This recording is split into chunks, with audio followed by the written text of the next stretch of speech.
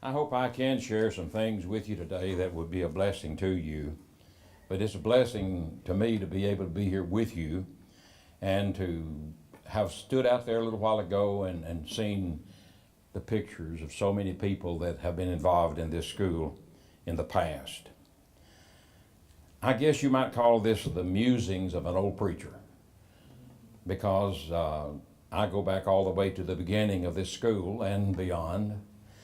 And I have great memories of so very many people who were involved in the beginning of the school and down through the years, people who have been so very important and instrumental in carrying it on. And I would like to think today, and would encourage all of us today to pray, that the future of the school will be even greater than its past. Time flies. I read what Job said in Job 7 and verse 6.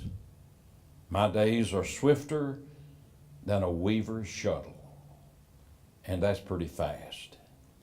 But you know, it's hard for me to believe that 50 years have passed since this school started in the little building across the railroad tracks. That I had some involvement in the beginning, but not very much, because I was not interested in being a school person. I wanted to be a preacher, and I guess my passion was for working with and building up a local church. And I had the opportunity, along with others that are involved in this school, to have a part in some of that. But 50 years is a long time, a lot longer to you guys who are sitting here than it is for some of us who have lived those years.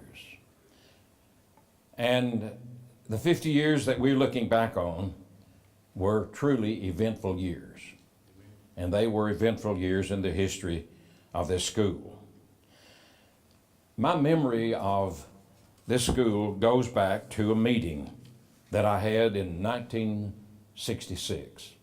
I had preached at what is now Eastwood, and then I came to Darby Drive in 63.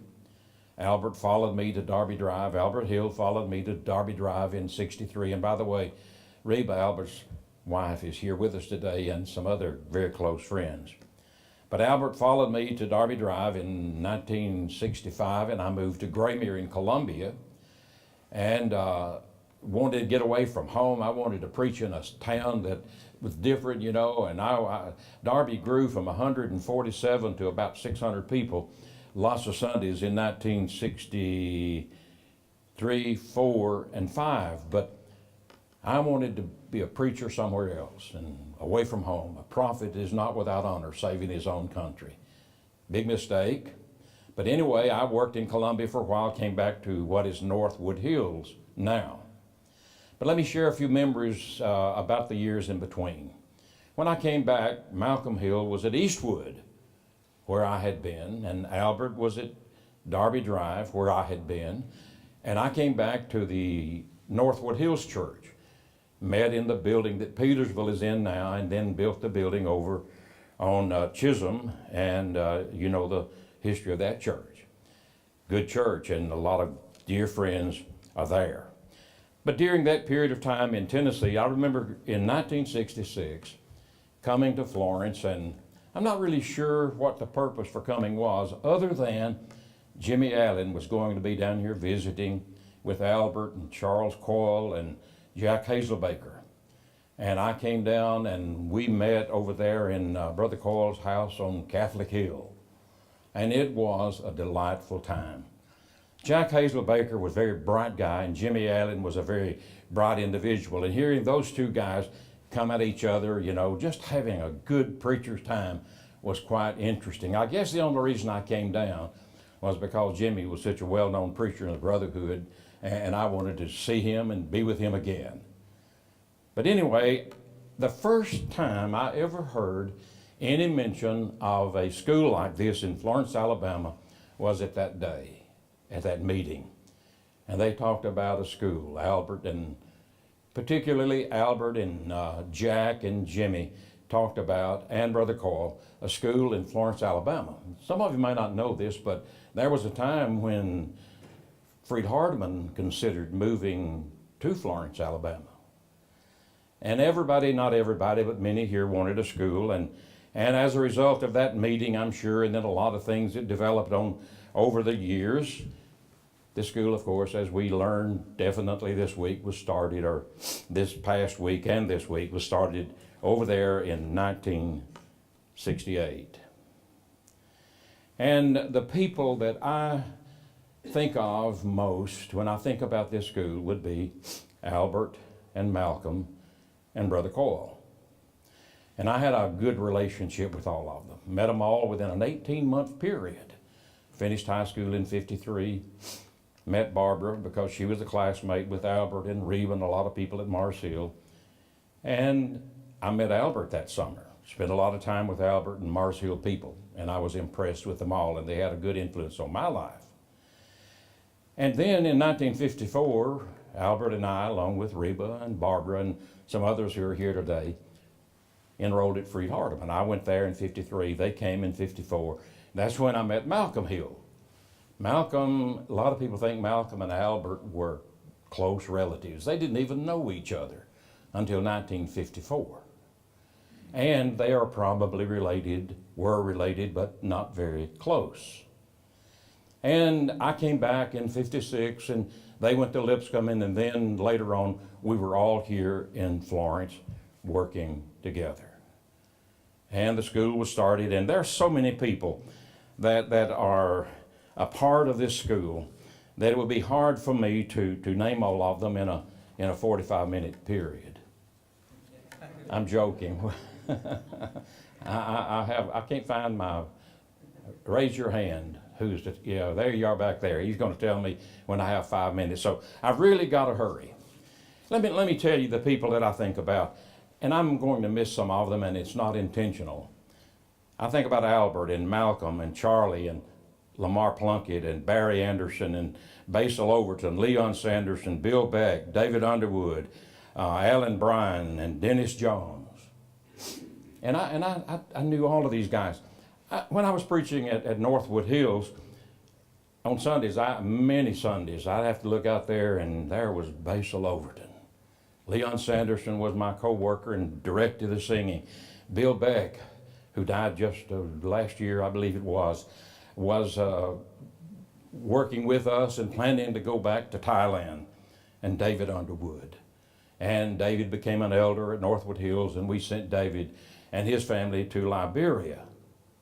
And they worked in that field for a long time. How would you guys like to have Basil Overton in your audience every day? It scared me to death the first few times that he was there. But it wasn't long until I knew that Basil Overton was the greatest supporter that I had, and it was a joy having him.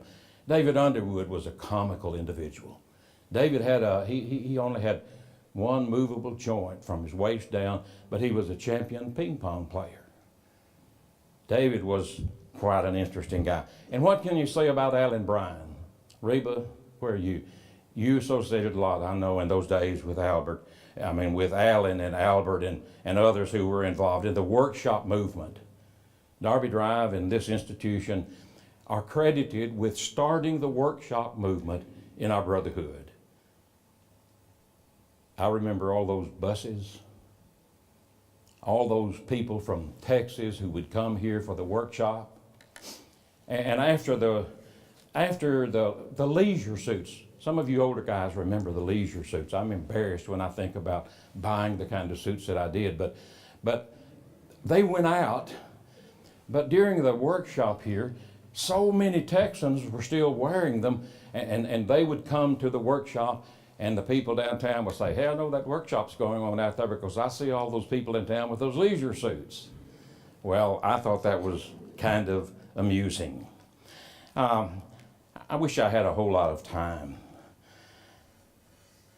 But I want to try to remember some specifics about each one of these early men involved in this school. And I'll start with Albert. We were close friends.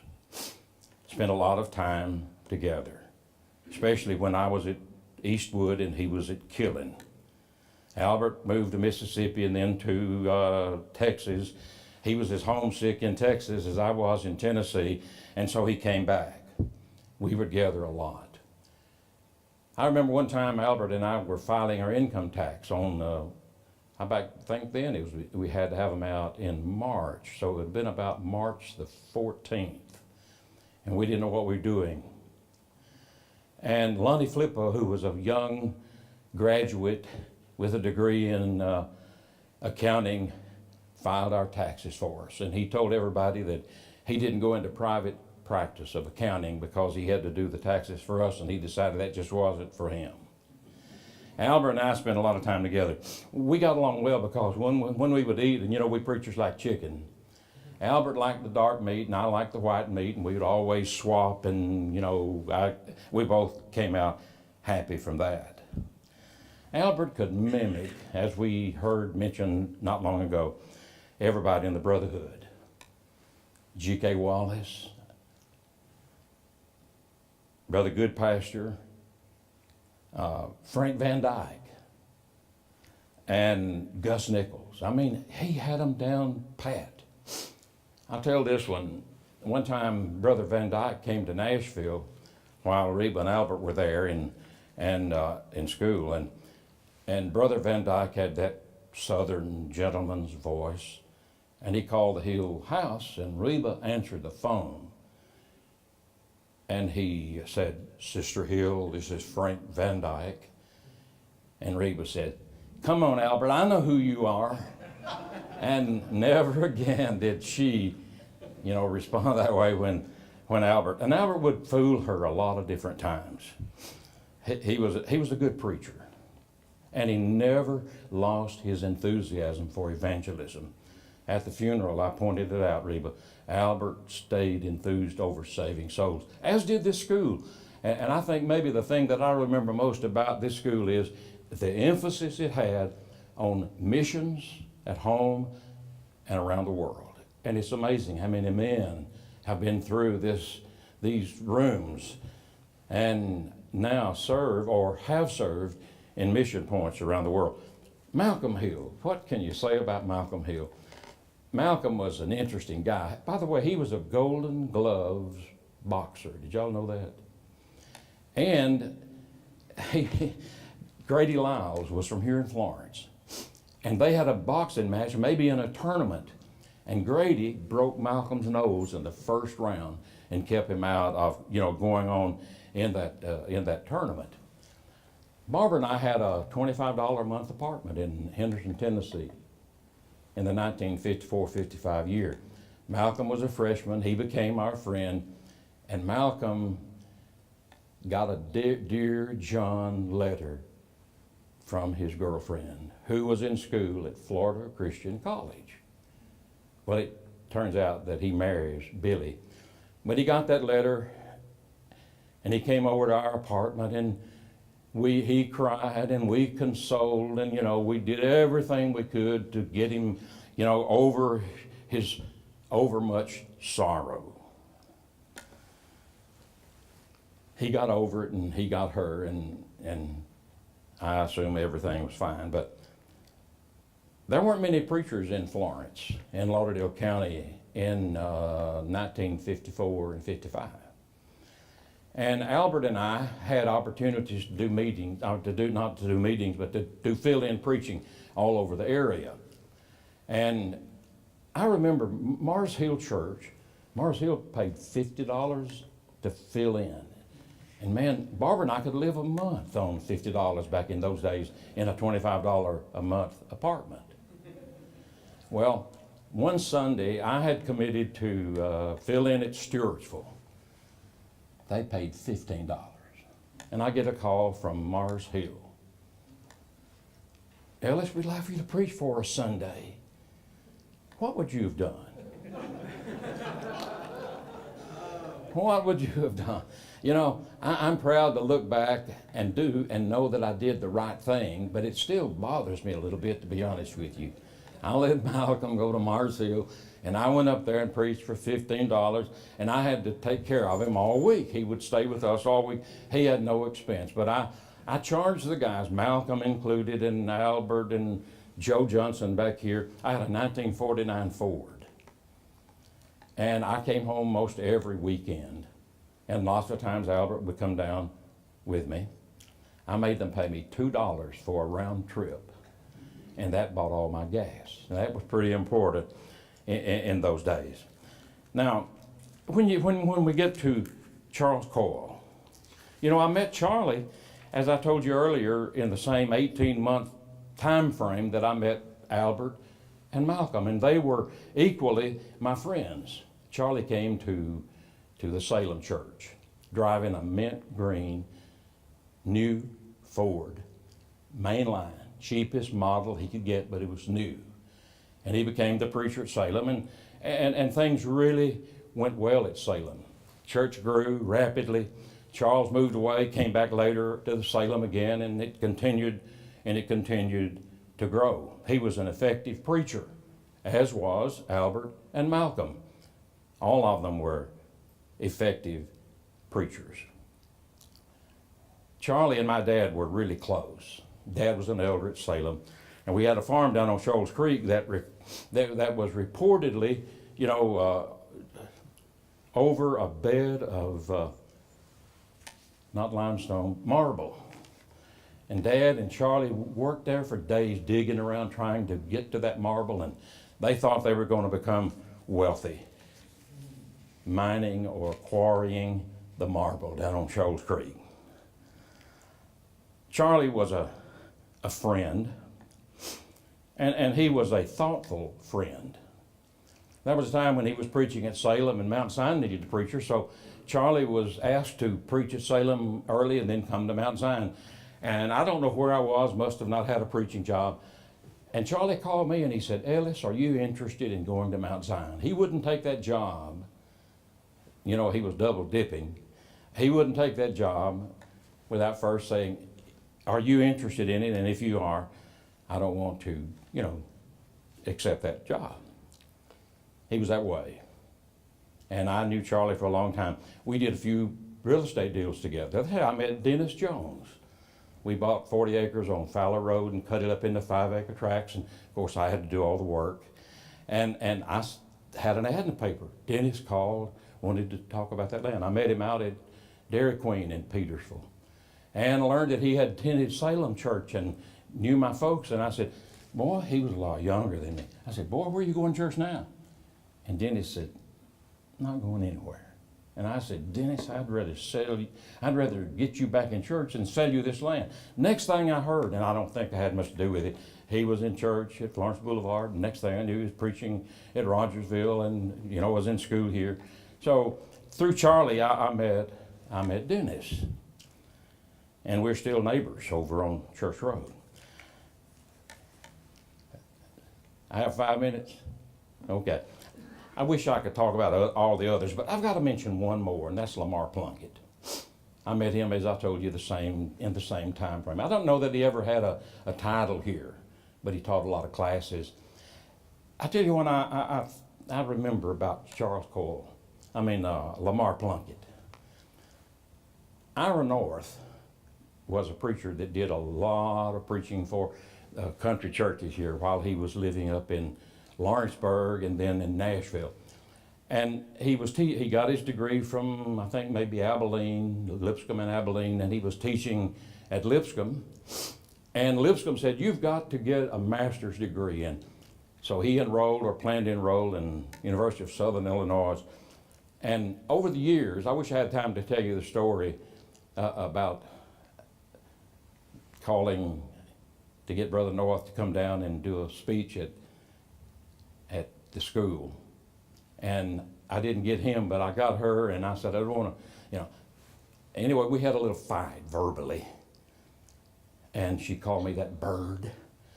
And, but anyway, we made it, we got all that straightened out, and she gave me all of the correspondence that Charlie, I'm in too big a hurry, I've got to slow down, that Ira had with churches down here. And one of them was a letter to a church in Lawrenceburg, Tennessee, or Lawrence County, and it said, and I have a copy of the letter, and you can't have it, wherever that historian is.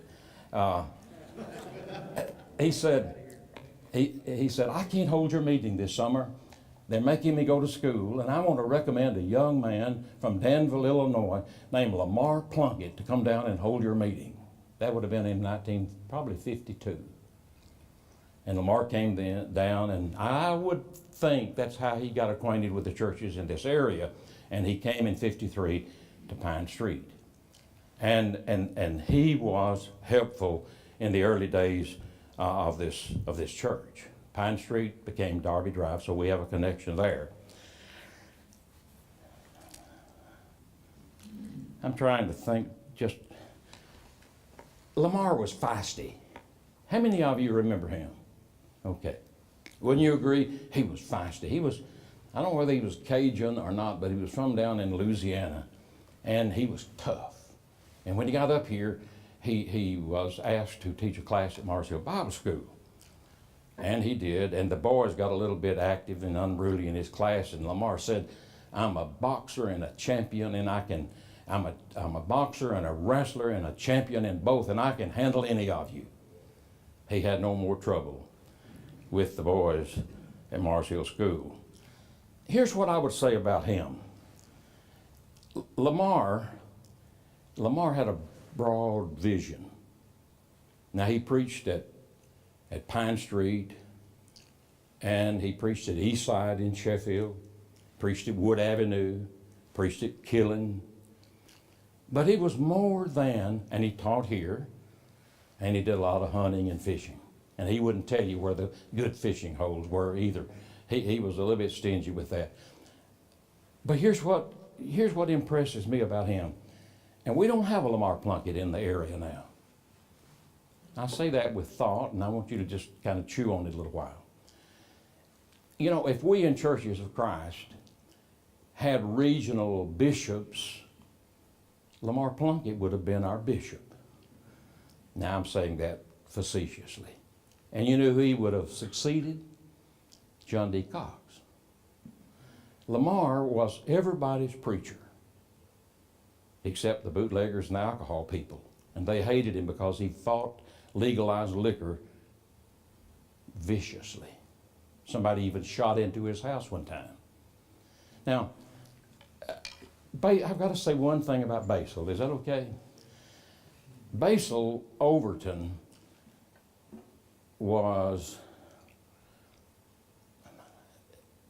probably one of the smartest, wisest, and best Bible scholars that I've known. I never have thought much of honorary degrees, but if anybody ever had the knowledge for one, it was Basil Overton. And when he decided to leave Nashville, come here, he stayed with my family when he was down in Florence, and we got to really know Basil Overton and Margie. Reba, you remember Margie, don't you? And the influence she had on the school. And a lot of you also would know. Great people. Basil, like the rest of us, he was getting old. And he got kind of discouraged. And Margie called me one day and said, Ellis, go over and see if you can't cheer old Basil up. He's depressed. And I went over and I got in his face. And it wasn't easy. I said, what in the world are you doing? Get up from there. You've got preaching to do. You've got meetings to hold and things to do. The last time I saw him, he said to me, the last several times I saw him, he said to me, you know how many meetings I've done since you came over there and fussed at me? And he would give me a number, and he was impressive. Now that's the first chapter. I want to give a lot of credit to Malcolm and Albert and Charlie Cole. They were good men. Albert was a humble man. And Malcolm was not as humble, but Malcolm was a smart man. And Charlie Cole was just a dynamic preacher. Can I read a song? I don't know how this fits. It may need some adapting. It's a 1972 song that you'll all remember. And it's titled, the way we were. And a song is hard to read. It's called memory, but you can't say that's a three-syllable word, and it doesn't fit in the song. So when Barbara Streisand sang that song, she called it Memories. And I'm going to try to read it because I think it has something worthwhile for all of us to think about. And it kind of goes like this. Would y'all like me to sing it? No, I won't do that.